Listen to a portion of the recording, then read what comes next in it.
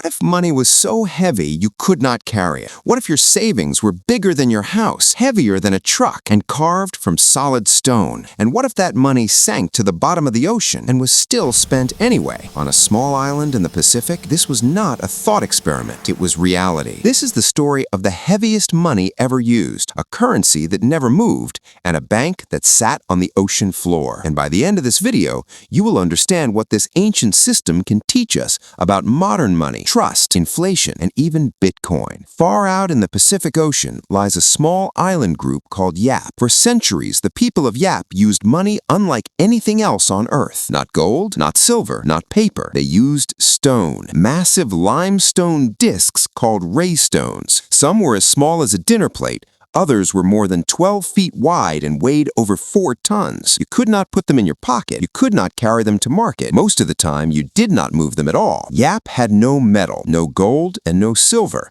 but people still needed a way to store value, so they chose something rare. The limestone used for raystones did not exist on Yap. It came from the island of Palau, more than 400 kilometers away. To create money, you had to cross the open ocean. Quarrying a raystone was dangerous. Men sailed on bamboo rafts. They carved stone using simple tools. They risked storms, drowning, and death. Some never returned. This difficulty was the point. The value of a raystone did not come from beauty. It came from effort, from risk, and from sacrifice. In modern language, this was proof of work. The harder the stone was to create, the more valuable it became. Here is where Yap becomes truly strange. Once a raystone arrived on the island, it was placed near a path, a house, or a village, and it stayed there. Ownership changed, but the stone did not. Everyone simply remembered who owned it. The island itself became a ledger. If a stone was used as a bride price, everyone knew. If it was paid as compensation after a dispute, everyone remembered. No paper, no vaults, no bank, only shared memory. Now comes the most famous story. One day, a massive raystone was being transported from Palau. A storm hit. The crew faced a choice: save the stone or save their lives. They cut the stone loose. It sank to the bottom of the ocean.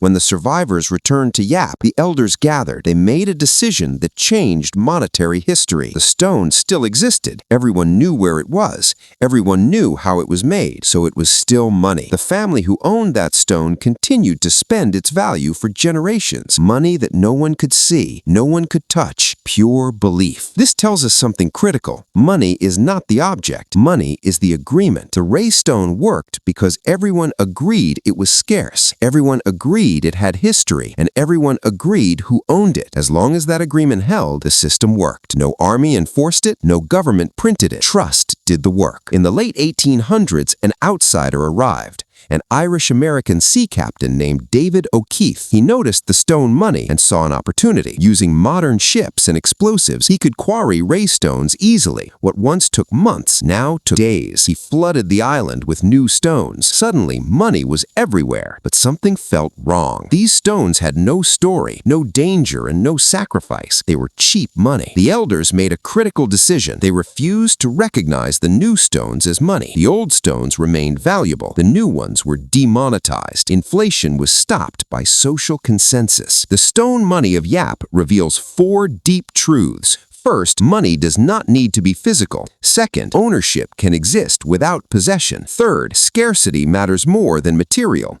And fourth, trust is the real currency. This system looks ancient, but it is shockingly modern. Bitcoin is not stone, but the logic is similar. No single owner, no physical movement. A public ledger, proof of work. Like the raystones, Bitcoin exists because people agree it exists. The technology changed, the idea did not. The people of Yap understood something centuries ago that we still struggle with today. Money is not metal, it is not paper, it is not code. Money is memory. Money is trust, and when trust breaks, no system survives. From stone discs to digital coins, the question is always the same. Who do we trust and why? This is Money Through Time.